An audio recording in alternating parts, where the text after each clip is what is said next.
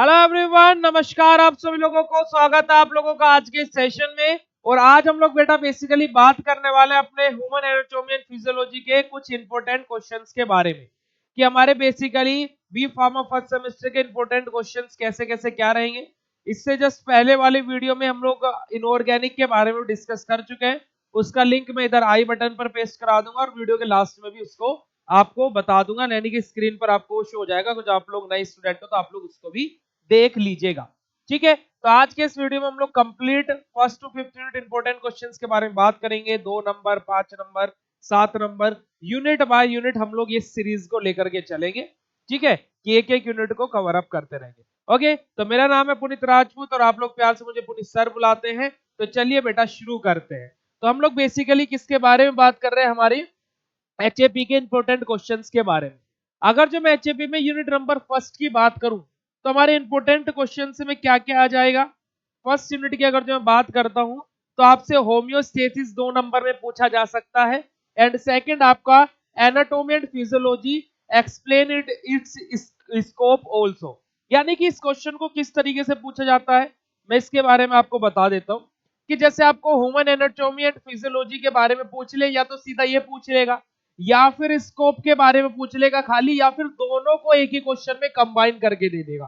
तो वो आप लोगों को क्वेश्चन इस तरीके से एग्जाम में पूछा जाता है। आगे मैं बात करूं अगर जो इस यूनिट के 7 मार्क्स के क्वेश्चन में, तो 7 नंबर में इस यूनिट से टिश्यू से क्वेश्चन आता है।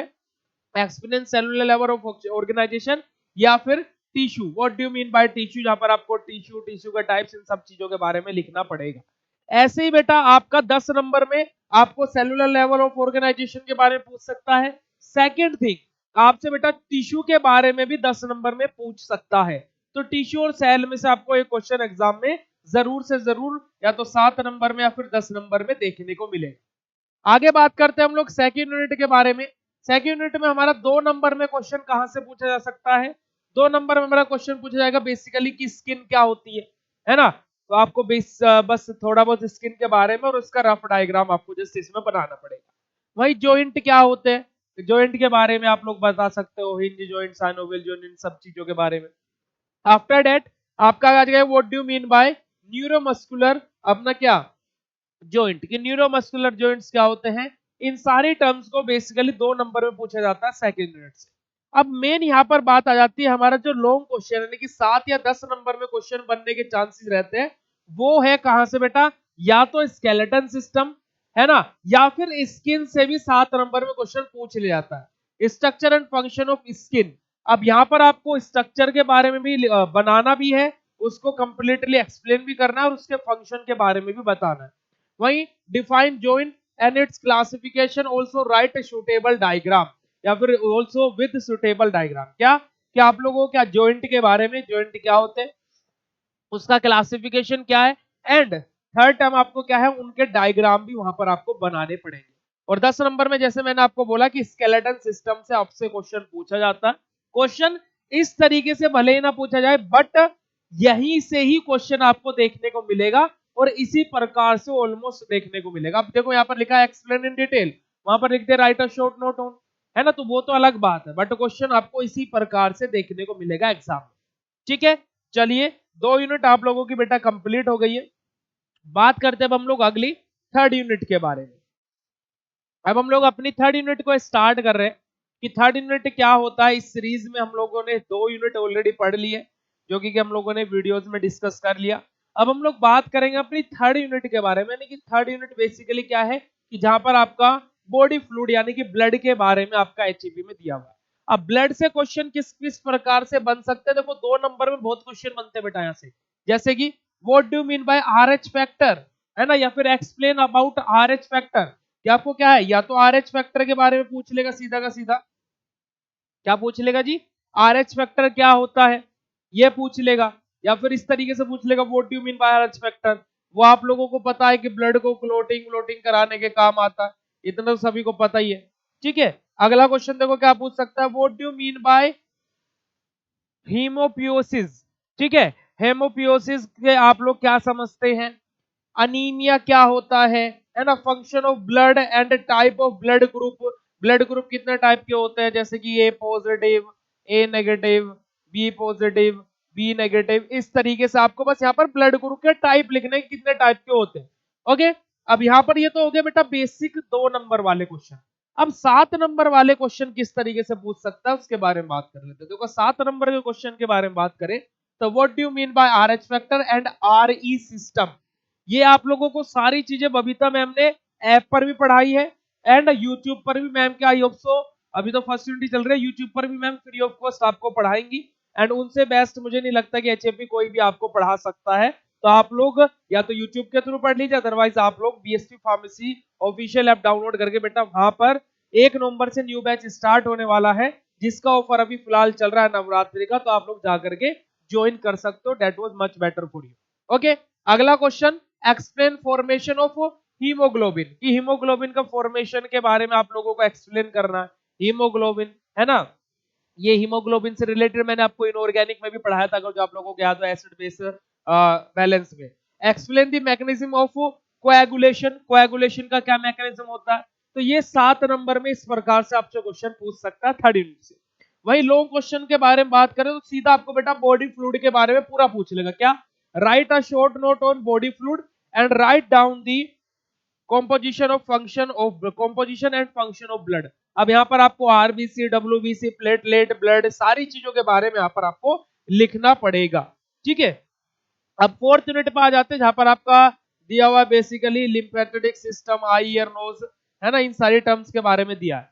अब अगर जो फोर्थ यूनिट के बारे में बात करो तो डिफाइन ईयर, है ना, ईयर डिसीज, आपका आई डिसीज, नोज डिसीज, इस तरीके से आपका क्वेश्चन पूछा जा सकता है फोर्थ यूनिट से। और बेटा थर्ड यूनिट में या फिर फोर्थ यूनिट में वो एक बार उसको कंफर्म कर लेना, आपका एक टॉपिक है लिम्फेटिक सिस्टम, वो बेटा जिस भी यूनिट में हो उसको भी पढ़ लेना।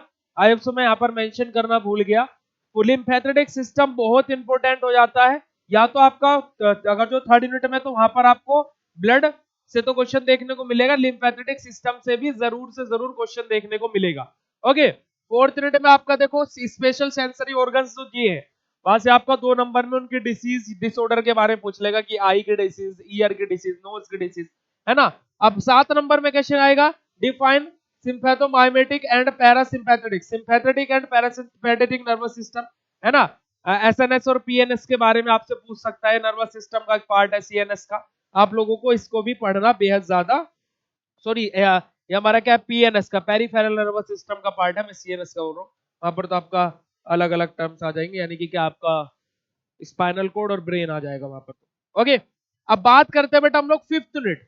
फिफ्थ यूनिट में आपको कार्डियोवास्कुलर सिस्टम, कार्डियोवास्कुलर सिस्टम में 2 मार्क्स के क्वेश्चन क्या क्या पूछ सकते हैं, right a short note on pulse rate, है ना, पल्स रेट आपकी क्या रहती है, कैसे चेक करते हैं, इसके ऊपर 2-4 लाइन आपको 2 नंबर में लिखनी रहती है। Okay, disorder of heart, heart के डिसऑर्डर क्या रहते हैं, है ना, हार्ट रेट डिक्रीज होना, हार्ट रेट इंक्रीज हो जाना, अलग अलग डिसऑर्डर रहते हैं, है ना। चलिए, define working of heart, heart कैसे वर्क करता है, कौन कितने चैम्बर होते हैं, इस तरीके से आपको इसके अंदर एक्सप्लेन करना पड़ेगा। डिफाइन कार्डिक आउटपुट, अब कार्डिक आउटपुट क्या होता है इसके बारे में आपको एक्सप्लेन करना पड़ेगा 2 मार्क्स में। अभी बेटा मैं आप लोगों को ये भी बताऊंगा कि इनमें से सबसे ज्यादा इंपॉर्टेंट यूनिट कौन सी है और उन यूनिट को पढ़ के कितने स्टूडेंट कौन कौन सी यूनिट को आपको पढ़ना है कि उनसे आप पास तो हो ही जाओगे। ठीक है, 7 नंबर के क्वेश्चंस के बारे में बात करें तो बेटा सबसे ज्यादा इंपॉर्टेंट हो जाता है ECG, बहुत बार क्वेश्चन पूछा गया है, ECG से बहुत बार क्वेश्चन पूछा गया, जो बच्चे मेडिकल सर्टिफिकेट कभी बनवाया होगा उनका ECG जरूर हुआ होगा। ठीक है, explain regulation of blood pressure, blood pressure का रेगुलेशन के बारे में, कार्डिक साइकिल क्या होती है ना, ब्लड में ब्लड कैसे हार्ट के अंदर आ रहा है, हार्ट में कैसे मूव कर रहा है, देन वहां से कैसे लंग्स के पास में जा रहा है, फिर वहां से ऑक्सीजनेटेड होकर फिर से हार्ट में आकर के कैसे पूरी बॉडी में फ्लो रहा है, वो पूरा एक कार्डिक साइकिल बनती है। ठीक है, what do you mean bye cardiac output, देखो 2 नंबर में भी था कार्डिक आउटपुट, 7 नंबर में भी है। ठीक है, अभी इसकी ट्रिक बताऊंगा कि कैसे कैसे क्या करना है। 10 नंबर में what do you mean by heart, explain with its suitable diagram, blood circulation in heart and cardiac cycle, ये आपका क्या है 10 नंबर में इस प्रकार से क्वेश्चन पूछ लिया जाता है। RGPV में ये क्वेश्चन 15 नंबर में पूछा जाता है। ठीक है, ये तो आप लोगों की बेटा बात हो गई जो जो मुझे आप लोगों को बतानी थी। अब जो छोटी सी चीज मुझे आप लोगों को एक्सप्लेन करनी है वो क्या होती है कि आपको इनमें से मेन मेन कौन से टॉपिक्स पढ़ने हैं जो एग्जाम में आएंगे ही आएंगे। देखो बेटा, आप फर्स्ट यूनिट से बेटा कुछ मत पढ़ना, सेल एंड टिश्यू को कंप्लीट मत पढ़ना। सेल क्या होती है, सेल डिवीजन और उसका स्ट्रक्चर, बस इतना पढ़ लेना अगर जो किसी बच्चे को इसमें से भी एक कंक्लूजन चाहिए, ठीक है। सेकंड थिंग, टिश्यू में से क्या पढ़ना है, टिश्यू क्या होते हैं, उनके टाइप्स और उनका डायग्राम आना चाहिए बस, ठीक है। ये पहले यूनिट में से इतना कर लेना बहुत है। फर्स्ट यूनिट में से आपको इतना करना, मैंने आपको बता दिया क्या क्या करना है, ठीक है। सेकंड यूनिट की मैं बात करता हूं तो सेकंड यूनिट में बेटा आपको करना क्या है, सबसे ज्यादा इंपॉर्टेंट है आपका स्केलेटन सिस्टम। स्केलेटन सिस्टम क्या होता है, एक तो उसको आपको पता होना चाहिए। सेकंड थिंग, आपको इसके अंदर आपकी बेटा स्किन को भी तैयार करना है। स्किन को क्या तैयार करना है, उसकी डेफिनेशन और उसका डायग्राम, बस। तीसरे नंबर पर हमारे पास में क्या आ जाएगा बेटा, जो मैंने आपको बोला हमारा ब्लड वाली जो यूनिट है उसमें ब्लड की डेफिनेशन है ना, आपको ब्लड के बारे में, ब्लड ग्रुप के बारे में, आरबीसी, डब्ल्यूबीसी, प्लेटलेट, इन सब के बारे में पता होना चाहिए। और जितने भी फर्दर टॉपिक्स है चाहे आप उनको स्किप कर दो, बट इतना पोर्शन बेटा थर्ड यूनिट में आपको पता होना चाहिए। एंड लिम्फेटिक सिस्टम आयोग तो थर्ड यूनिट में ही है, वो भी आपको कंफर्म पता होना चाहिए, ठीक है। चलिए फोर्थ यूनिट में बेटा आपको स्पेशल सेंसरी ऑर्गन्स के बारे में पता होना चाहिए, क्योंकि स्पेशल सेंसरी ऑर्गन से या तो 2 नंबर या फिर 7 नंबर में क्वेश्चन जरूर देखने को मिलेगा। और ये क्वेश्चंस बेटा इंडिया की सभी यूनिवर्सिटीज के लिए, ऐसा नहीं कि किसी एक या दो यूनिवर्सिटी के लिए, ठीक है। फिफ्थ यूनिट में आपको बेटा कार्डिक साइकिल के बारे में पता होना चाहिए, ईसीजी के बारे में पता होना चाहिए, एंड बेटा हार्ट रेट के बारे में पता होना चाहिए, और आपका कार्डिक साइकिल हो गया और हार्ट का डायग्राम, ठीक है। ये बेसिक सी चीजें आप लोगों को पता होनी चाहिए। जिस बच्चे को ये चीजें पता है, मैं गारंटी के साथ बोलता हूं बैक तो बिल्कुल नहीं आएगी। तो बेटा ओवरऑल इतने तो टॉपिक्स यार तैयार कर ही सकते हो पूरे सिलेबस में से, ठीक है। तो आप लोग अभी के लिए इन क्वेश्चंस को तैयार करना चाहे तो कर सकते हो। नवंबर का batch BSV pharmacy official app पर लॉन्च हो गया है, 1 तारीख से क्लासेस स्टार्ट हो जाएंगी।